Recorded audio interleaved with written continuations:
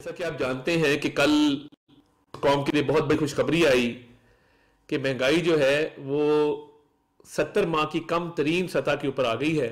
इस बात की दलील है कि हमारी इकॉनमी तरक्की कर रही है और फॉरेन एक्सचेंज रिजर्व्स आपने देखा कि 11 अरब डॉलर क्रॉस कर गए। महंगाई में वाज़ेह कमी वाक़ई हो रही है और हर माह जो कंज्यूमर प्राइस इंडेक्स है वो नीचे जा रहा है। Stock market 1 lakh point cross कर गई है। इसको अगर तरक्की नहीं कहते तो फिर किस चीज़ को तरक्की कहते हैं। और इंटरेस्ट रेट का नीचे जाना, शरह सूद 15% है, कायबर 13% है। इससे इन्वेस्टमेंट्स बढ़ रही हैं, बाहर के ममालिक से इन्वेस्टमेंट्स आ रही हैं। और मैं ये समझता हूँ कि वज़ीर आज़म साहब अभी रवाना हुए हैं। महंगाई जो है वो 78 माह में कम तरीन सतह के ऊपर आई है और 4.8% के ऊपर महंगाई का आना, मैं ये समझता हूँ कि ये अल्हम्दुलिल्लाह उस मेहनत का नतीजा है जो वज़ीर आज़म शहबाज शरीफ साहब अल्लाह ताला के फजल से कर रहे हैं, दिन रात एक करके, कि अवाम की बेहतरी कैसे हो सकती है और पाकिस्तान की इकॉनमी तरक्की कैसे कर सकती है। ये याद दहानी ज़रूरी है कि ये बिल्कुल डिफ़ॉल्ट के दहाने से हम इस मकाम पे पहुँचे हैं। और MD IMF ने जिस तरह कहा था कि शहबाज शरीफ साहब अगर आप इसको सीरियसली ना लेते और इतनी एफर्ट ना करते तो ये बिल्कुल मुमकिन नहीं था कि मुल्क डिफ़ॉल्ट से बच जाता। तो आज जहाँ पे डिफ़ॉल्ट की बातें हो रही थी और एक सियासी जमात जो है इंतशार फैलाने के लिए IMF को लेटर लिख रही थी, तो आज अल्हम्दुलिल्लाह महंगाई 4.8%, शरह सूद 15%, फॉरेन रेमिटेंसेज 8.8 अरब डॉलर, फॉरेन एक्सचेंज रिजर्व्स 11 अरब डॉलर। और दिन ब दिन जो तरक्की हो रही है, stock exchange 1 lakh point cross करना, तमाम रिकॉर्ड तोड़ देना। मईशत तरक्की कर नहीं रही, मईशत की तरक्की हो गई है। और मैं ये समझता हूं कि ये तामीर तरक्की, ये इकॉनमी का बेहतर होना, ये इंशाल्लाह ताला मजीद इसमें बेहतरी आएगी। मैं आज इस मौजू पे आपसे गुफ्तगू करना चाहता था। उसमें जो एक झूठा बयानिया चलाया गया है कि गोली क्यों चलाई, ये गोली वो है जो हम देते हैं। किसी को कहना हो ना कि मैं 4 बजे आऊँगा, तो बंदा 8 बजे आए तो कहता है मैंने उसको गोली दी। तो ये वो गोली है, आप लोग अवाम इसको सीरियसली ले गए। ये वो गोली है जो टरखाने के लिए दी जाती है। तो ये गोली शोली तो कोई नज़र नहीं आई है। और मैं पिछले 1 हफ्ते से कह रहा हूँ कि तरीके इंतशार वालों, एक वीडियो ले आओ जिसमें सिक्योरिटी एजेंसीज, जिसमें कोई लॉ इन्फोर्समेंट एजेंसीज का एहलकार, पुलिस, रेंजर्स का, फौज का कोई भी एहलकार स्टेट फायरिंग कर रहा है प्रोटेस्टर्स के ऊपर, एक video. And I would like to say this in English for the foreign media, there is not a single video in which any law enforcement agency officer or any personnel can be seen directly firing upon protesters. They have all kinds of videos. There is no video evidence because this incident never took place. अब एक शख्स की video चलाई गई जिसमें वो भाग रहा है और कह रहा है गोलियां चल रही हैं, गोलियां चल रही हैं, साथ कहता है मुझे गोली लग गई। बहुत वायरल हुई।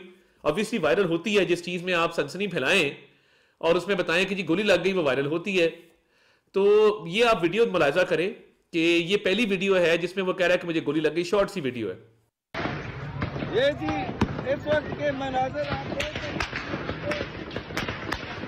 और इस वक्त इंशाअल्लाह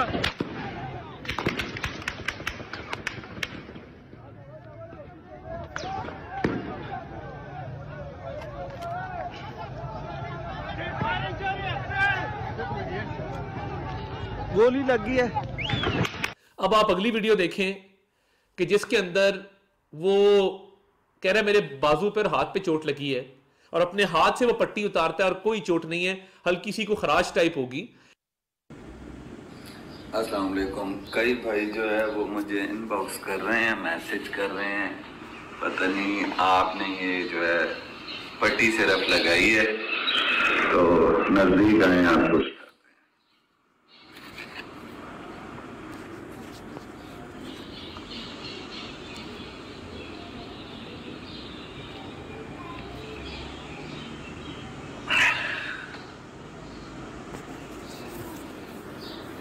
आपके शकूक व शुबहात नहीं होने चाहिए ना, तो ये हाथ है जी, ये देखा। अभी किसी को शक है इधर और भी, इधर रोशनी में दिखाएं जरा। ठीक है, इसमें कोई फर्क नजर आ रहा है आपको? कुछ फर्क है ना? इसको देखें, इसको देखें, तो ये फ्रैक्चर है, ठीक है। तो जिनको ज्यादा शक ज़हन में आ रहा है, ये उनके लिए मैं वीडियो बना रहा हूँ अभी। ठीक ठाक जो है ना, पता नहीं वापस ये लगता भी है प्लास्टर उस तरह के नहीं। बहरहाल चलो, आपको बताना था कि शक नहीं करना चाहिए, ठीक है। तो ये वो लोग हैं जो झूठ पर रियासत को बदनाम करते हैं। और इस वक्त बयानिया जो चलाया जा रहा है, कोई कह रहा है जी यहाँ पे 4000 लाशें हैं, कोई कह रहा है 400 लाशें हैं, कोई कह रहा है 160 लाशें हैं। लतीफ खोसा साहब कहते हैं कि उनके घर पे तकरीबन 150 लाशें जो है मौजूद हैं। तो ये लाशें ना हो गई, ये पौधे हो गए जो उग रहे हैं। ये किस तरह का मजाक किया जा रहा है कौम के साथ। बैरिस्टर गौहर साहब जो चेयरमैन पीटीआई हैं, उन्होंने कहा जी सब बयानियां गलत हैं, 12 लाशें थी। अब क्या माना जाए, 4000 को, 400 को, 1600 को, 300 को, या 12 लाशों को माना जाए? लाश एक भी नहीं है, वरना होती तो सामने आ जाती हैं, ऐसी चीजें छुपी नहीं रहती हैं। तो ये इस तरह की लाशें हैं जो टिकटॉक के ऊपर मौजूद हैं। ये लाशें आपको मिलेंगी टिकटॉक पे, ये लाशें मिलेंगी फेसबुक पे, ये लाशें आपको मिलेंगी एक्स के ऊपर, ये लाशें आपको मिलेंगी तमाम सोशल मीडिया पे, व्हाट्सएप पे बहुत सारी लाशें हैं। व्हाट्सएप आप खोलेंगे तो लाशें ही लाशें उसके ऊपर।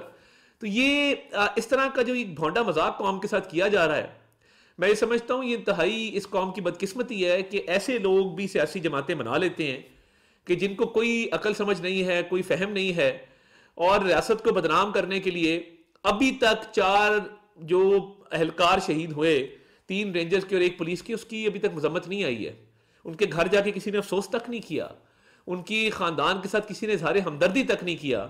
ये सिक्योरिटी फोर्सेस को, सिक्योरिटी नाफिज करने वाले इदारों को, पुलिस रेंजर्स को निशाना बनाते हैं, फौज को निशाना बनाते हैं, और उसके बाद रोना रोते हैं कि जी हमारी लाशें गिर गई, वीडियो एविडेंस तो आई नहीं। ये झूठ हमने जरूर बेनकाब किया है कि एक शख्स जो कह रहा है गोली लग गई, वो बाद में अपनी पट्टी उतार के कह रहा है मुझे तो कुछ नहीं हुआ था। और ये सारी नौसरबाजी है, क्योंकि नौसरबाजों की जमात है।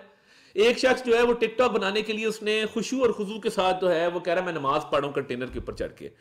अब अव्वल तो कंटेनर नमाज पढ़ने की जगह तो है नहीं, मसाजिद मौजूद हैं पूरे इस्लामाबाद के अंदर, मगर वो दिखाया जा रहा है कि पता नहीं कोई जिहाद पे निकला है और वो नमाज पढ़ा। उसके बाद उन्होंने कहा जी उसको नीचे फेंका, वो फौत हो गया, वो शहीद हो गया जी मौके पे गिर के। उसकी अब उसकी भी वीडियो आ गई है, वो भी हम आपको दिखा देते हैं। उसने दोनों हाथों पर जो है वो पट्टियां बांधी हुई हैं और वो सही सलामत है, मंडी बहाउद्दीन का रिहायशी है। तो ये और एक शख्स का और बयान है, वो भी आपको दिखा देते हैं, जिसमें वो कह रहा है कि ये मेरे बेटे की वीडियो चल रही है कि मेरा बेटा शहीद कर दिया, कि मेरा बेटा घर पे मौजूद है। नाम जाम ताहिर है, खानपुर का रिहायशी हूँ मैं।